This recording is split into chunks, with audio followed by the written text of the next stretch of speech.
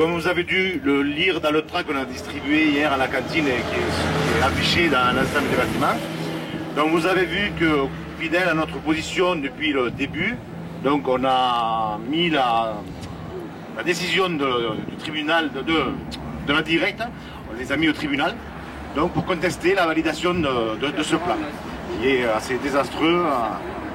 Et cette chose est faite conjointement avec des salariés et Sud-Chimie. J'ai cru comprendre aussi que la CGT a déposé une requête, donc ça ne fait qu'amplifier le mouvement. Donc ça c'est déjà une bonne chose. Comme on vous l'a marqué sur le tract, donc nous aujourd'hui on a fait appel à nos avocats qui défendent notre dossier. Comme ça, si vous avez des questions à leur poser, ils seront plus à même que nous, que moi au moins, pour répondre à toutes vos questions. Donc surtout, n'hésitez pas à poser des questions sur ce qui va se passer, comment ça va être, etc. Donc voilà. Après, quoi vous dire de plus? Donc le recours juridique a été déposé le 5 mai. Là, jeudi, on va déposer, enfin, les avocats vont déposer le mémoire. Et ensuite, donc le 26 juin, donc l'audience aura lieu à Paris, donc à Versailles, le 26 juin, concernant le dossier. Il faut savoir que dans les juges, enfin, je pense qu'ils en diront un peu plus, ils parlent mieux que moi, les juges donc, ont rassemblé le dossier de la CGT, des salariés et de Sud, pour avoir une opinion. Je ne sais pas, après je vais passer la parole donc, aux salariés aussi qui ont déposé leur recours. Et puis après, on continuera si vous avez des questions. Ça serait bien un petit peu qu'il y ait un échange entre nous. Quoi. Donc je sais pas.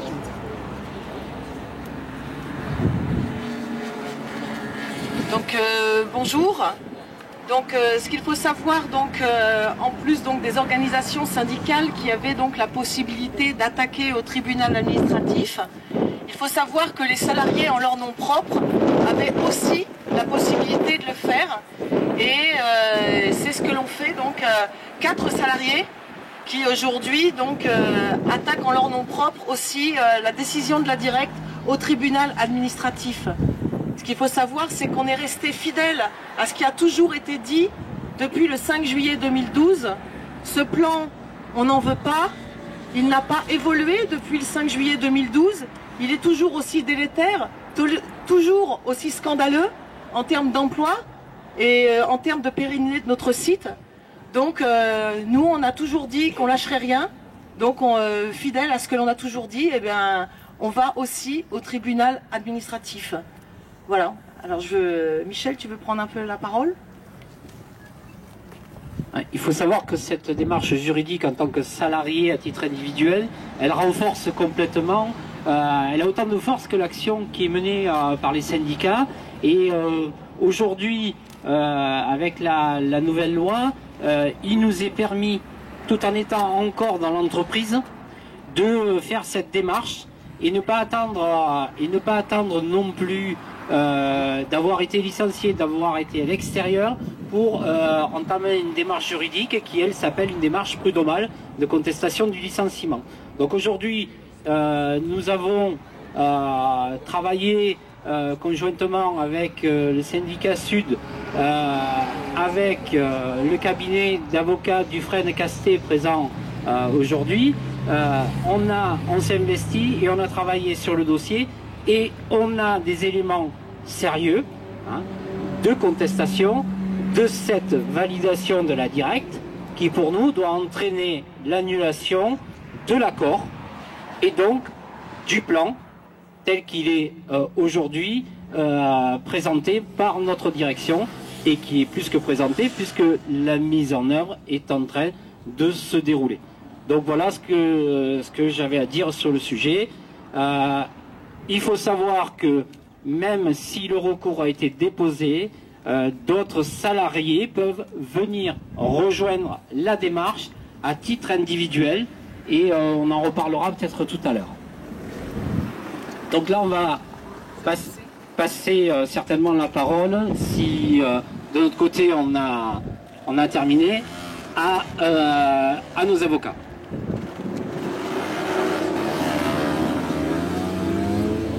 Bonjour, alors c'est Marie-Laure et Pascal, donc c'est le cabinet de Marie-Laure Dufresne Castet, qui est un cabinet d'avocats qui est connu pour défendre que les syndicats de salariés, que les salariés.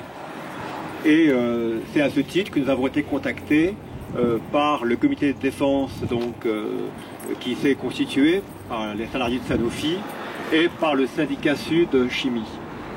Alors, nous n'allons pas vous réciter la requête et le mémoire.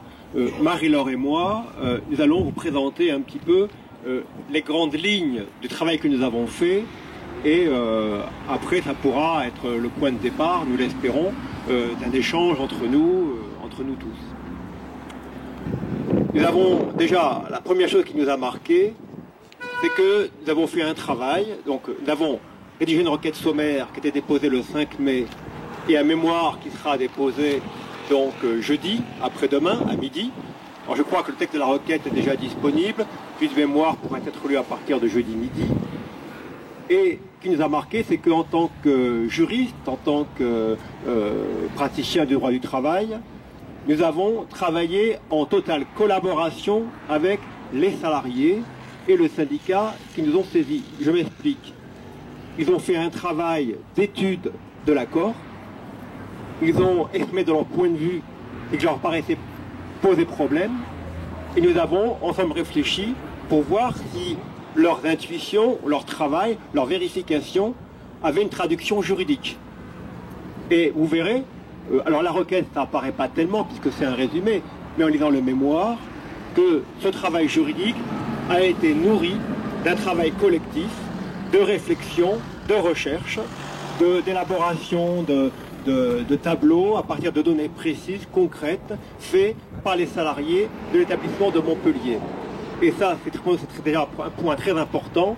Ça veut dire que quand nous irons devant le tribunal, on verra qu'on n'est pas ici en train d'agiter des raisonnements un petit peu artificiels de juristes savants, mais de montrer qu'il y a un problème au regard des principes généraux, au regard du Code du travail, à partir d'analyses concrètes de ce plan et de l'accord qui est le support du plan de sauvegarde de l'emploi, enfin comme c'est dit officiellement. En fait, plan de licenciement pour parler plus vrai. Ça, c'est le premier aspect, un vrai travail collectif qui a été à l'origine de ce mémoire. Ça, c'est le premier point. Sur le deuxième point, je passe la parole à Marie-Laure. On fait un peu une présentation interactive. Et non seulement ce travail, qui est un travail collectif, ça fait sa valeur, ça contribue à faire sa valeur. Ce travail, qui est un travail collectif, c'est fait à partir des analyses qui ont été faites par les salariés. Et comme le soulignait à l'instant Pascal, cela ôte tout caractère artificiel aux raisonnements qui sont tenus. Mais ce ne sont pas seulement les analyses factuelles qui nous viennent de ceux qui ont décidé de se battre contre ce plan. C'est aussi leur point de vue sur ce qu'ils veulent défendre à travers la lutte qu'ils mènent contre ce plan. Et l'un des éléments, l'un des axes de notre défense dans le cadre de cette action, l'un des axes de notre défense, et l'un des axes essentiels de notre défense, c'est la défense du principe d'égalité de traitement. Non pas que nous soyons attachés au principe d'égalité de traitement parce qu'il s'agit là d'un principe général du droit, ça nous est bien utile dans le cadre de l'action vis-à-vis des juges, mais ce principe général du droit, il a un sens beaucoup plus profond, un sens politique, il va bien au-delà du simple sens juridique. Et de leur réflexion, de la réflexion des syndicalistes, de la réflexion des salariés en lutte qui ont décidé de se battre contre ce plan, sortait comme idée première cette idée qu'il fallait se battre pour une forme d'égalité, égalité devant l'adversité qui est créée par Sanofi. On sait bien, par ce groupe richissime, etc., etc. Ça, je vous passe, vous avez entendu ça à de très nombreuses reprises. Principe d'égalité de traitement. Principe d'égalité de traitement qui est mis à mal à deux titres dans ce plan. Qui est mis à mal d'abord par la différence de traitement qui est opérée entre les personnes bénéficiant de mesures d'âge, alors je vais essayer de ne pas me tromper, les FTC, les TFC, voilà, les TFC et les VTE, les VETCS, voilà, je saurais mieux le dire en entier, parce que bon, question de raisonnement, qui sont les personnes bénéficiant des mesures d'âge. Pascal, tu vas te faire écraser.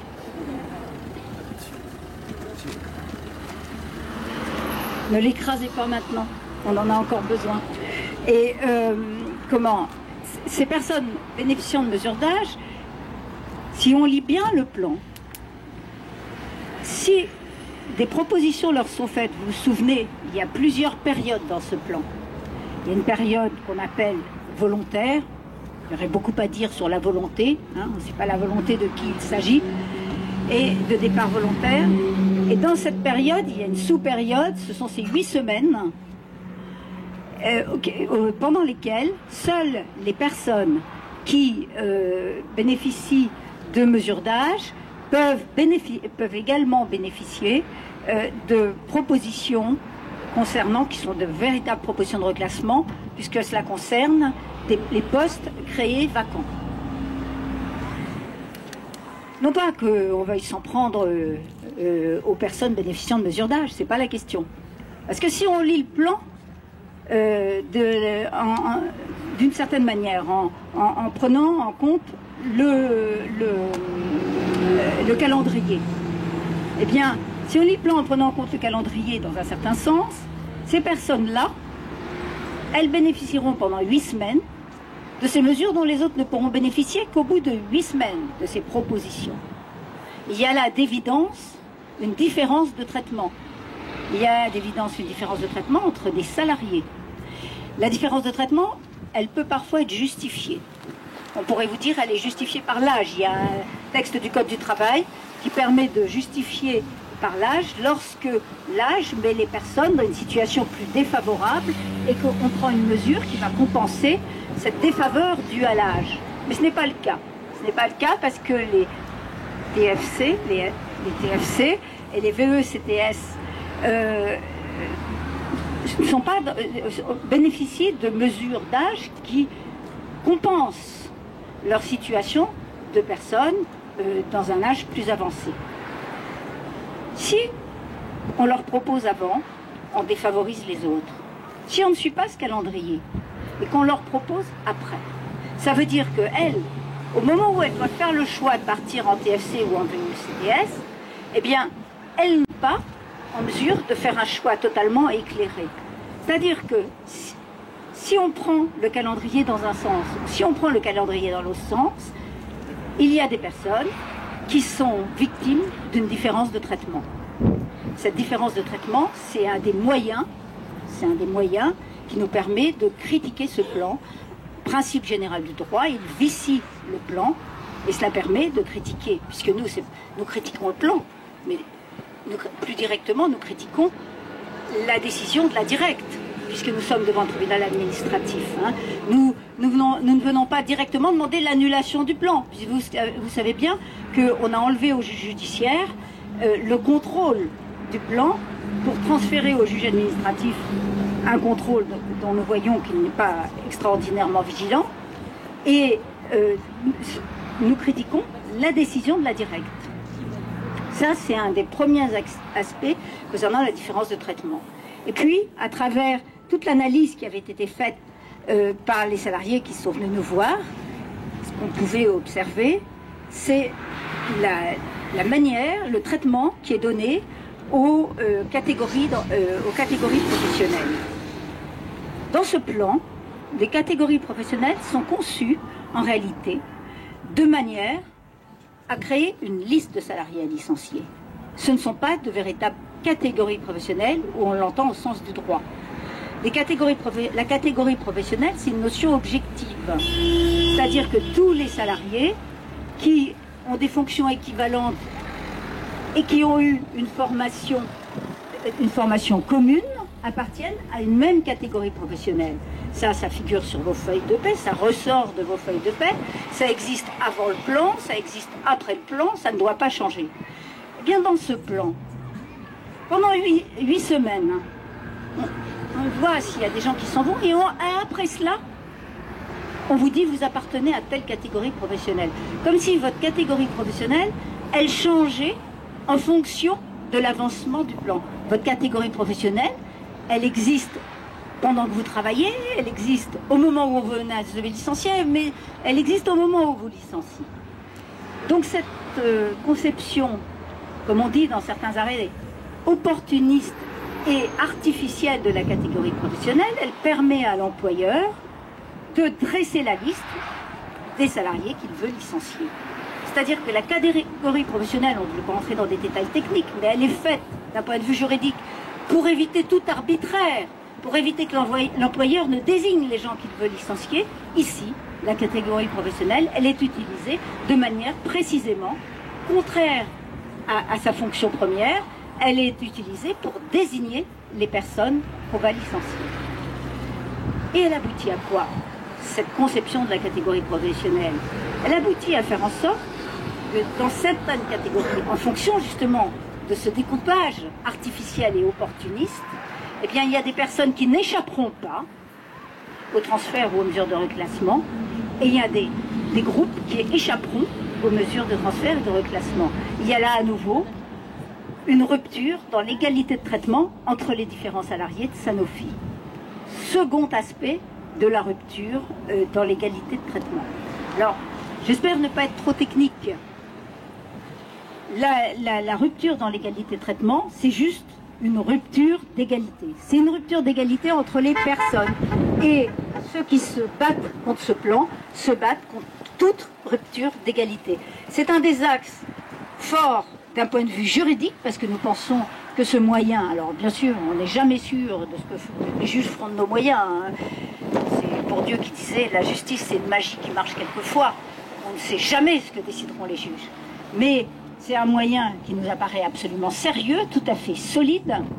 C'est un moyen qui repose, d'un point de vue fondamental, sur une certaine conception des choses. Et c'est cette conception qui est défendue par ceux qui se battent. Maintenant, il y a encore un autre moyen, c'est Pascal qui va vous en parler.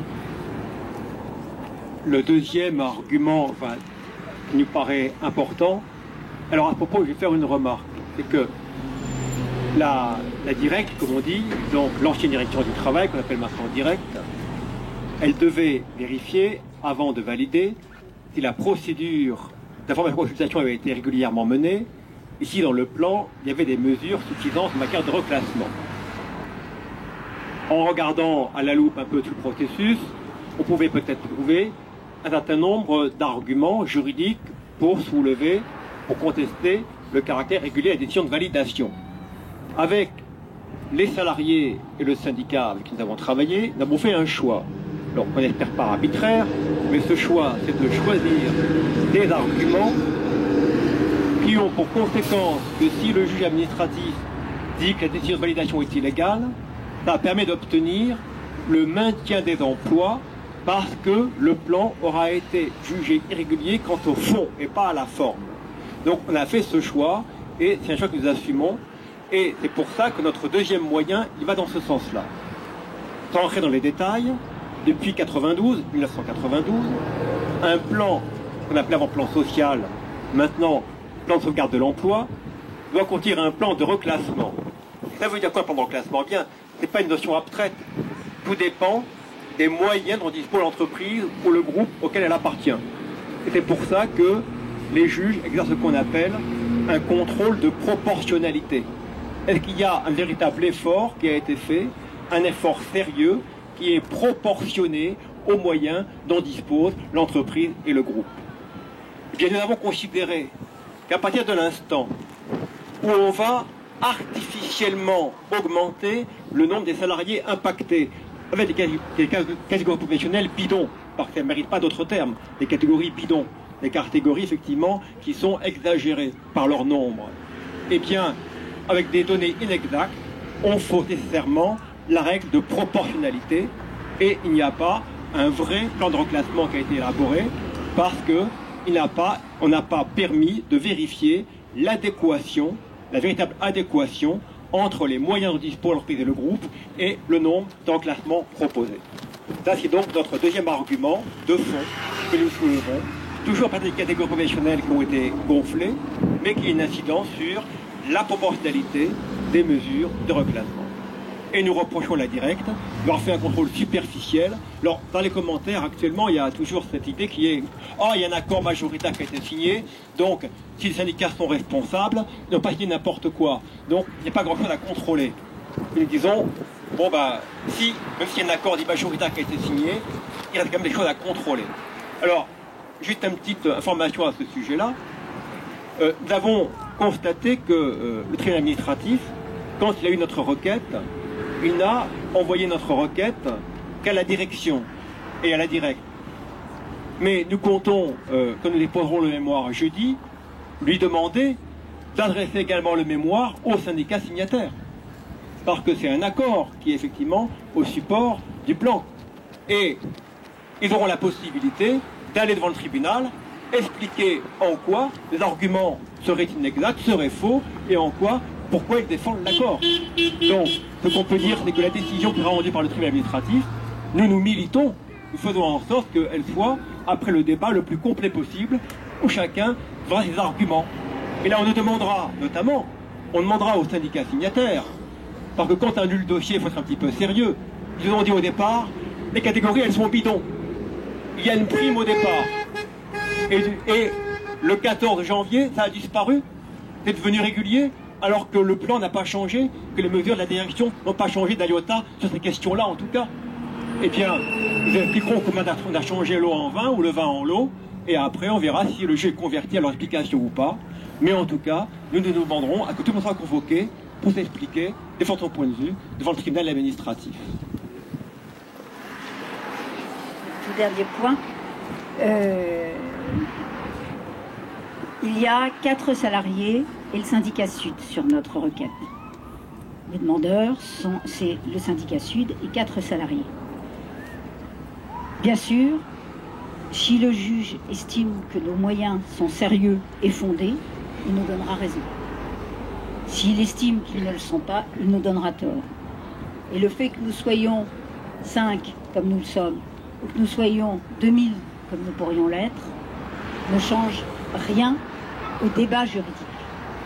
Cela étant, les juges ne vivent pas dans une société autre que la nôtre.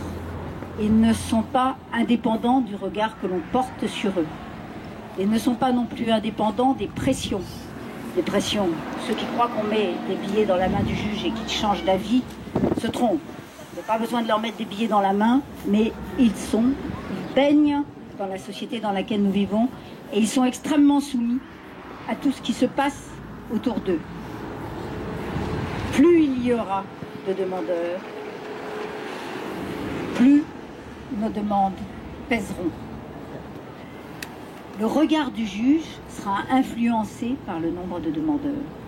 Je crois que c'est pour ça aussi qu'aujourd'hui, le syndicat Sud et les salariés en lutte voulaient s'adresser aux salariés. Alors, ça n'intéresse pas tout le monde, c'est triste. Mais il faut le faire savoir. Il faut le faire savoir. Ce plan est un plan insupportable. Aujourd'hui, on n'en est pas encore à discuter du fondement économique du plan. Ça, on ne peut en discuter malheureusement qu'une fois que les gens sont licenciés, comme le disait Michel tout à l'heure. Là, nous, on a décidé d'anticiper. Enfin, ils ont décidé d'anticiper. Eux, ils ont décidé de prendre les choses en amont. Ils ont décidé de critiquer le plan dès le départ, de ne pas attendre de pouvoir juste demander la réparation. Ils ont décidé de tenter de sauver l'emploi, pas d'aller chercher juste des billets pour après ne pas savoir quoi faire de sa peau, parce que du travail, il n'y en a pas. Donc, cette anticipation, il faudrait que le plus grand nombre de salariés prennent conscience de l'importance qu'elle a. De l'importance qu'elle a, elle a une grande importance ici, aujourd'hui, à Sanofi. Elle a une grande importance pour les individus qui sont présents à Sanofi. Mais elle a une grande importance aussi à un niveau un peu plus large. Parce que, vous ne l'ignorez pas, les syndicats qui ont signé ce plan ont aussi signé bien avant, en 2013, un accord national interprofessionnel qui a transféré le contrôle, comme je le disais tout à l'heure, le contrôle du juge judiciaire à l'administration et qui a tenté de faire en sorte que ce contrôle soit de moins en moins vigilant, de moins en moins sérieux. Et là, de dire nous pouvons toujours anticiper. Ces plans, c'est pas parce que c'est le tribunal administratif qui est compétent aujourd'hui, c'est pas pour ça qu'ils vont passer. Ces plans, nous pouvons les arrêter quand même. Je crois que ça a une grande... Ça fait partie de la dignité des salariés de se dresser contre cet ensemble de mesures qui sont prises pour les empêcher de défendre leur emploi lorsqu'il y est porté atteinte, comme Sanofi porte atteinte à vos emplois. Donc, c'est vrai, je crois que les gens qui sont là sont souvent convaincus, mais plus on aura de personnes qui viennent, qui saisissent les intérêts à titre individuel, Michel y insistait tout à l'heure, les salariés à titre individuel, pardon, ont un intérêt à agir. Chaque salarié a un intérêt à agir contre ce plan, un intérêt au sens commun du terme, mais un intérêt au sens juridique du terme. Donc chaque salarié peut se constituer partie intervenante sur l'action qui est menée, et ce n'est pas parce que les salariés sont syndicalistes ou délégués qu'ils ne peuvent pas agir à titre individuel. Syndicalistes, néanmoins citoyens et salariés.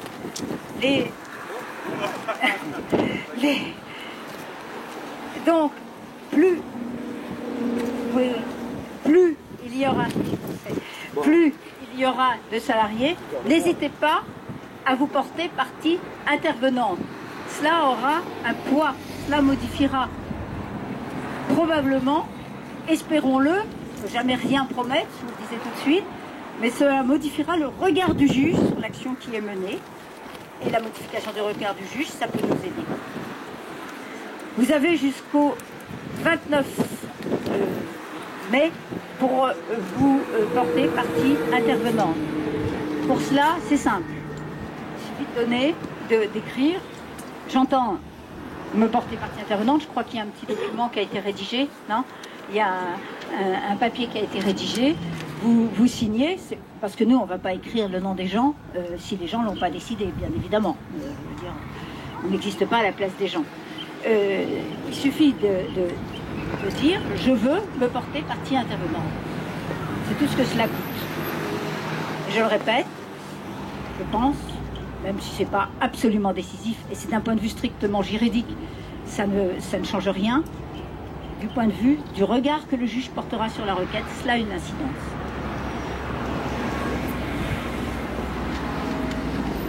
Est-ce que vous avez des questions ?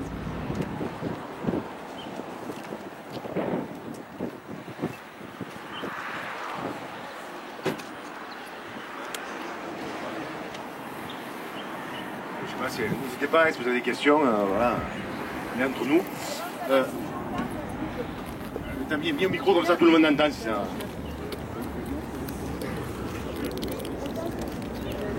Vous demandez quand il rend sa décision, le juge, juste après l'audience ou pas?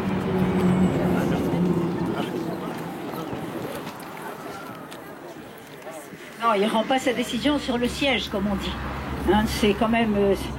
le juge administratif, il y aura, le jour de l'audience, il y a ce qu'on appelle un rapporteur public. D'abord, dans les 48 heures avant l'audience, on aura un avis sur la position du rapporteur public. Le rapporteur public, c'est la société, si on veut. Et il y aura un avis tendant au rejet ou avis tendant à accueillir la requête, les requêtes. Voilà, ça c'est dans les 48 heures. Ensuite, à l'audience, le rapporteur développe son rapport, ou qui nous soutient, ou qui nous descend. Ça, c'est la surprise du chef. Enfin, on a déjà l'avis avant. Après, sur les moyens, on voit le jour de l'audience. Et ensuite, l'audience est mise en délibéré. Et en général, ça prend un bon mois, quoi. Oui, 3 semaines, un mois, quelque chose comme ça.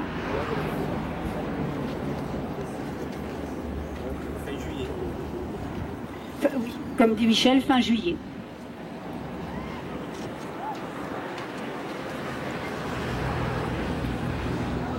Juste pour informer donc les gens, ce qu'il faut savoir déjà, première chose, c'est que nous salariés attaquant en notre nom propre, on a ouvert, peut-être que vous le savez, on a ouvert une souscription pour des dons financiers pour nous aider donc à financer donc les frais d'avocat au niveau donc de notre attaque. Ce qu'il faut savoir, c'est qu'aujourd'hui on a atteint 76% de la somme rien que par les dons qu'ont pu nous offrir des particuliers, des partis politiques, des anonymes lors de manifestations.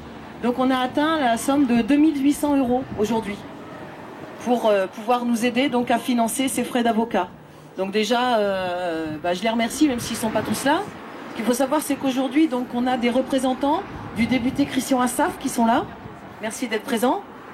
On a des représentants aussi du comité citoyen qui nous suit depuis le premier jour, donc qui nous ont aussi aidés financièrement à participer donc aux frais de justice et qui nous aident tous les jours.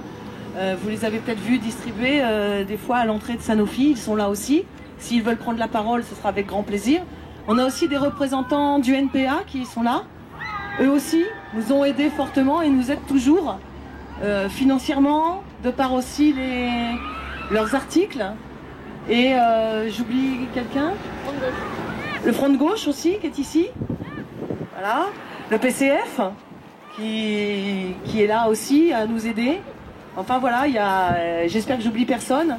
Et celui qui veut prendre la parole de tous ces gens, eh bien aucun problème. Elle est à disposition. Maintenant, les salariés, surtout si vous avez des questions, il ne faut surtout pas hésiter, c'est le moment.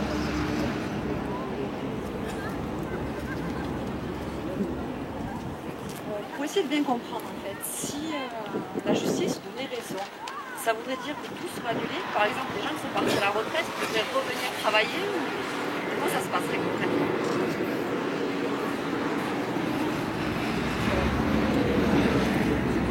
Ça va pas être toujours moi qui réponds, mais si la justice nous donne raison, le plan est annulé. Alors, ce qu'on entend souvent dans ces cas-là, dans ce type d'action, c'est qu'on entend ceux qui sont, et alors c'est tout à fait étrange que des salariés soient partisans du plan ou des syndicats soient partisans du plan, c'est tout à fait étrange. Souvent on entend, mais alors il y a des gens qui sont partis à la retraite et qui voulaient partir, il va falloir qu'ils reviennent. On n'a jamais vu un employeur faire revenir des gens qui avaient voulu partir. Et simplement, si le plan est annulé, les mesures, les gens ne sont plus soumis aux mesures. Voilà. Lorsque ce sont des mesures que les gens ont choisies, eh bien les gens, ils restent libres de bénéficier de ces mesures. Parce que on divise les salariés, ça c'est une tactique patronale. Diviser pour régner, c'est vieux comme le monde, hein, quand même, hein, on n'a rien inventé. Et on divise les salariés en disant, vous vous rendez compte, vous avez envie de partir et vont vous en empêcher. On n'empêche pas les gens de partir. Simplement, si le plan est annulé, non mais je dis pas ça, c'est vous. C'est pas la question, mais c'est l'occasion de le dire. Parce que cette division, elle règne. Cette division, elle règne, elle marche. Je dis pas du tout que c'est...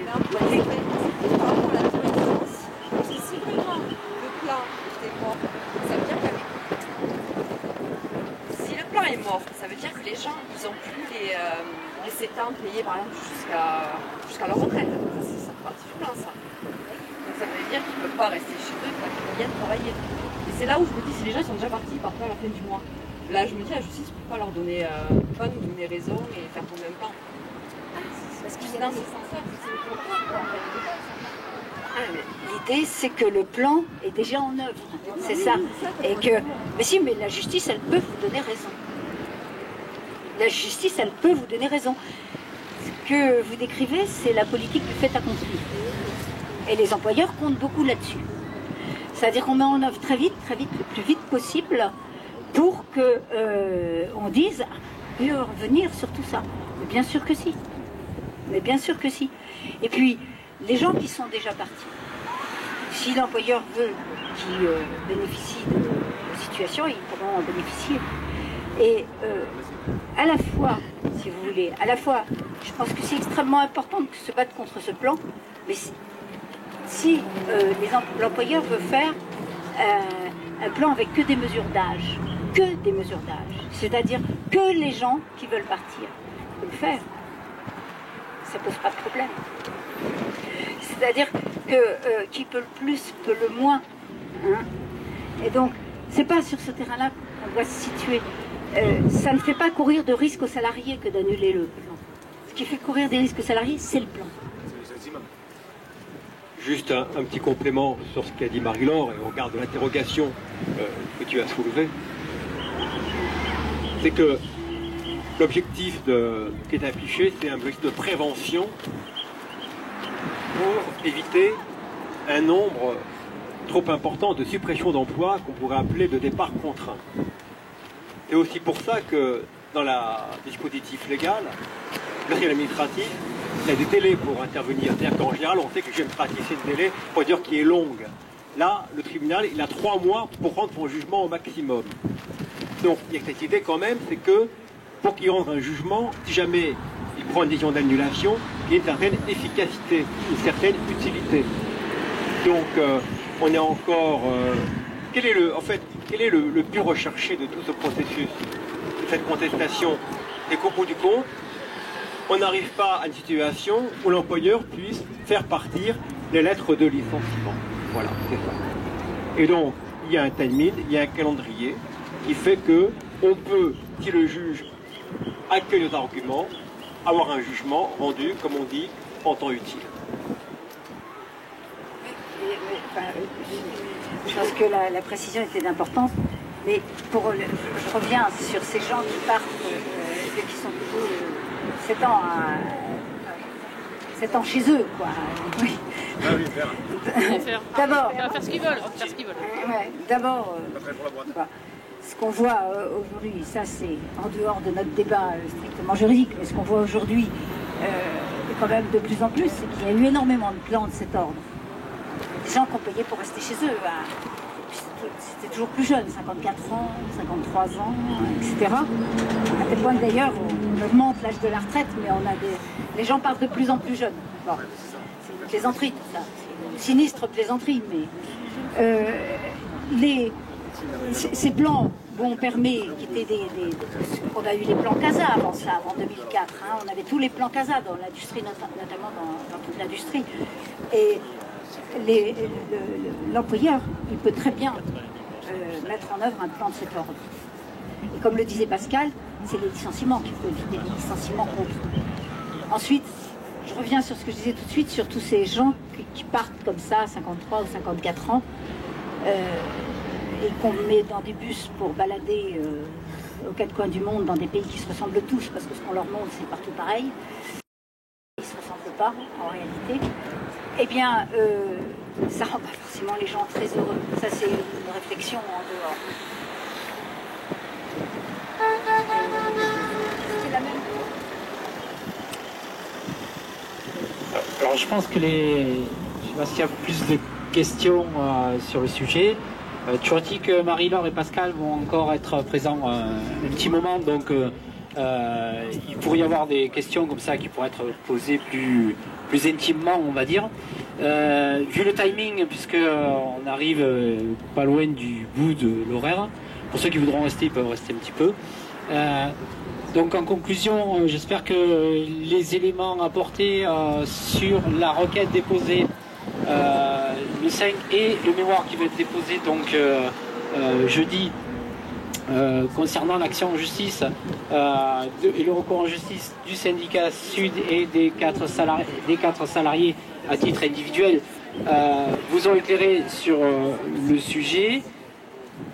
Ensuite, gardez bien en mémoire qu'il est encore possible que vous ou que de vos collègues de travail jusqu'au 29 mai se mettent comme partie prenante ou intervenante dans le dossier. Simplement, c'est le nom, prénom, son adresse est signé, hein, comme quoi vous êtes d'accord. Donc pas plus simple, et la pièce bien sûr sera déposée aussi au tribunal, il faut être clair sur les choses.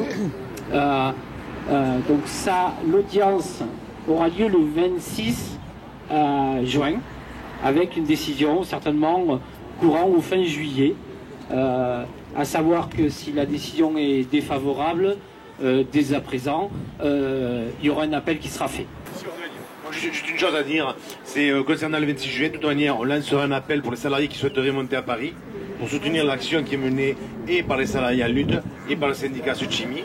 Je pense que la CGT fera de même, puisqu'eux aussi ils ont déposé un recours. Voilà ce que j'ai à dire. Je pense qu'à un moment donné, il y a Claude qui voulait parler, peut-être dire 2 mots, quelqu'un d'une PA, si ensuite tu veux parler aussi, Serge, n'hésitez pas.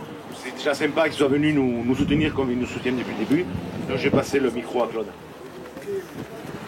Si vous avez des questions, n'hésitez pas à lever la main. On dira. Oui, bon, Claude, c'est pas un orateur, donc je ne vais pas être très long. C'est juste pour dire, bon, depuis le début, c'est-à-dire depuis en particulier quand en juillet 2012, on commençait à fleurir sur les routes des inscriptions sur les routes du Tour de France. Bon, donc depuis ce moment-là, on soutient, on est tout à fait complètement à côté et quotidiennement le plus possible à côté des travailleurs de Sanofi. Ça a déjà été expliqué, je ne vais pas revenir dessus. Juste dire un mot quand même sur un aspect très important, me semble-t-il, de cette lutte. Si une boîte qui fabrique des produits de luxe, qui se fait du pognon sur le dos de ses salariés, décide de les licencier pour gagner un peu plus d'argent, c'est scandaleux, c'est une honte. C'est un peu ce qui se passe ici, sauf qu'en plus ce ne sont pas des produits de luxe, ce ne sont pas des produits, c'est des produits vitaux pour la société, c'est des produits vitaux pour la vie, pour la santé. La recherche ne doit pas rester aux mains d'une logique qui veut faire du pognon dessus. Je veux dire, la recherche pharmaceutique, elle doit être au service de la santé, elle doit être au service du public. Et donc un des aspects importants de cette lutte, pour nous, c'est du soutien qu'on a vis-à-vis de cette lutte, c'est ça aussi. C'est-à-dire que ça pose un problème éminemment politique au sens noble du terme, pas au sens politicien, mais au sens de quelle société dans quelle société on vit, dans quelle société on veut vivre.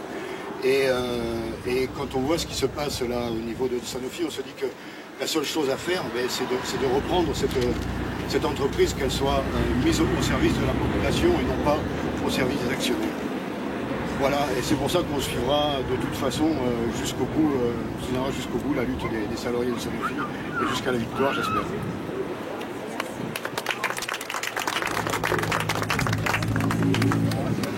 Je vois la banderole là. Des milliers de suppressions de postes à visée boursière. C'est vrai que les salariés de Sanofi, dans leur diversité, dans leurs difficultés, on connaît ça, hein, partout où on est. Chacun, on est des êtres humains, on réagit différemment. Mais dans cette diversité, vous avez tous su ouvrir un chemin qui croise tous les chemins qui se posent dans cette société. Qui décide? Qui a le droit de décider? Qui sont ceux qui sont compétents pour décider? Et quels sont ceux qui sont incompétents pour décider? Quand on voit l'inventivité dont font preuve les salariés dans leur diversité, encore une fois, pour essayer de résister. Et ce chemin, moi j'ai été remarquablement intéressé par ce qui s'est dit là, c'est encore un chemin de plus pour résister, pour dire c'est pas possible que sur 6,5 milliards de profits, c'est pas possible qu'il y en ait 5,2 qui soient affectés soit aux dividendes, soit à des rachats d'actions, quoi. Dans quel monde vivons-nous? Et quand il s'agit, comme l'a dit Claude et tous les autres, de quelque chose d'aussi vital que la recherche et la santé. Donc oui, il faut garder ces fondamentaux, il faut résister en tant qu'être humain. On parle beaucoup en ce moment de l'anniversaire de 44 de la libération. Il faut voir ce qu'il y a eu avant. Et après, bien sûr, ceux qui se sont levés les premiers, les roses de Noël, comme disait Aragon. Et puis d'autres se sont levés petit à petit. Et il faut utiliser tous les moyens de la résistance. Et aujourd'hui, on a assisté à un de ces moyens. Alors merci aux salariés de Sanofi, malgré votre fatigue. Merci d'avoir montré aussi le chemin de la résistance. C'est notre intérêt à tous, en tant qu'être humain, l'humain d'abord.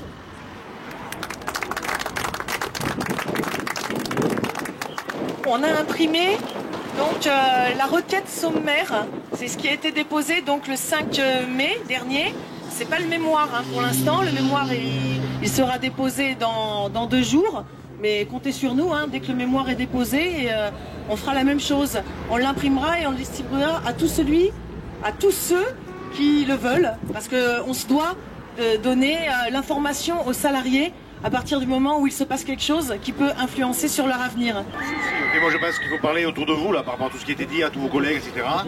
Déjà par rapport à les salariés qui vont se porter partie intervenante, et ensuite n'oubliez pas par rapport aussi au pot commun pour aider les salariés qui ont déjà investi. Je ne parle pas de Sud, là, je parle pour les salariés. Donc je représente la CGT. Alors nous aussi au niveau de la CGT, on a une action qui est en cours. Je pense que vous êtes au courant puisque vous connaissez Maître Tourniquet et que vous êtes en relation.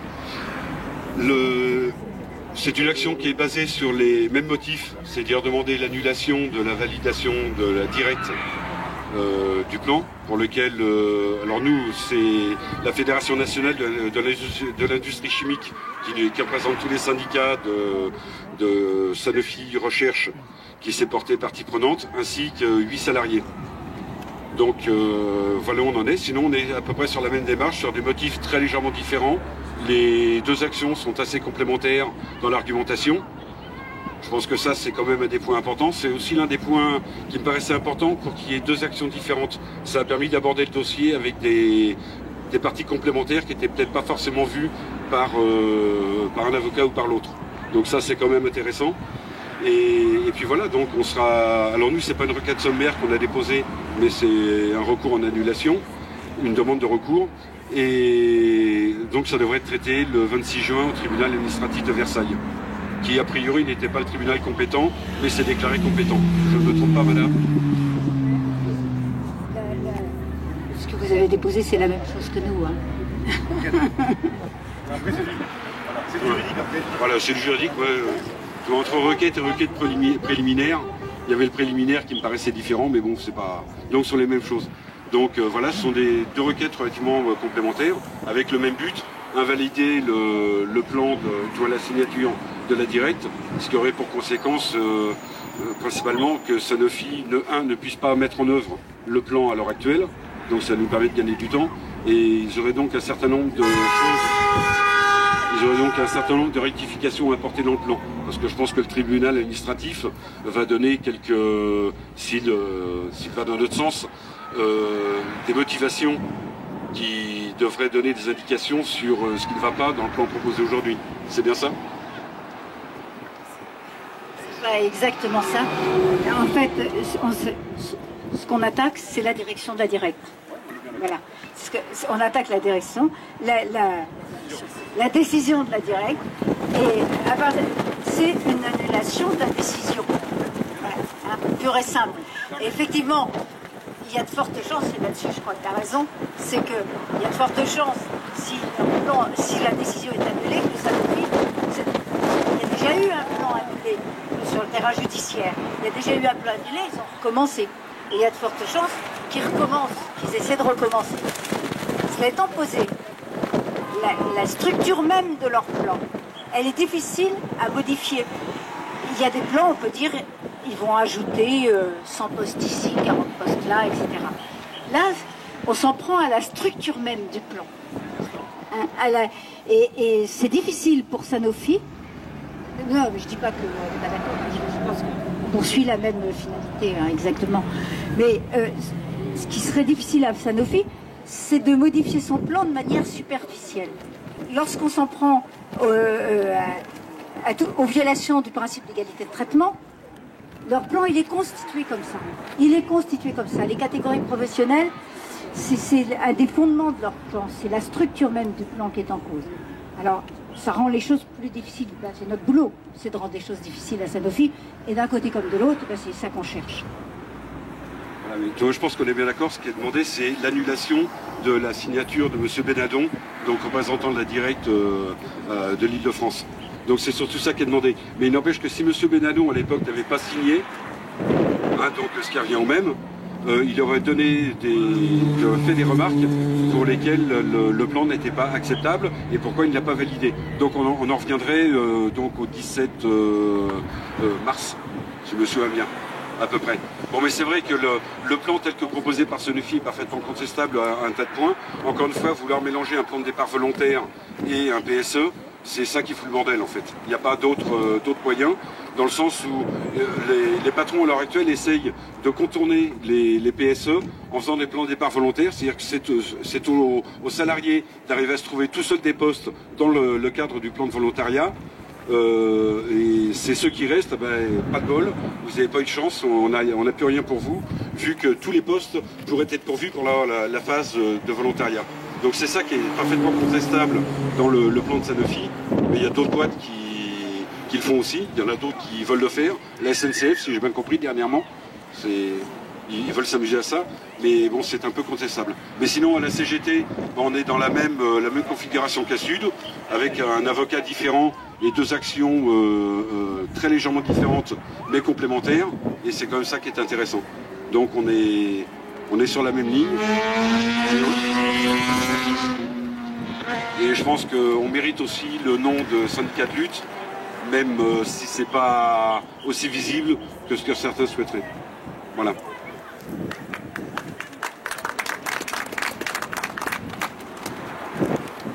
Bon, mais merci. Je sais pas, je vais clôturer. Merci à tous d'être venus.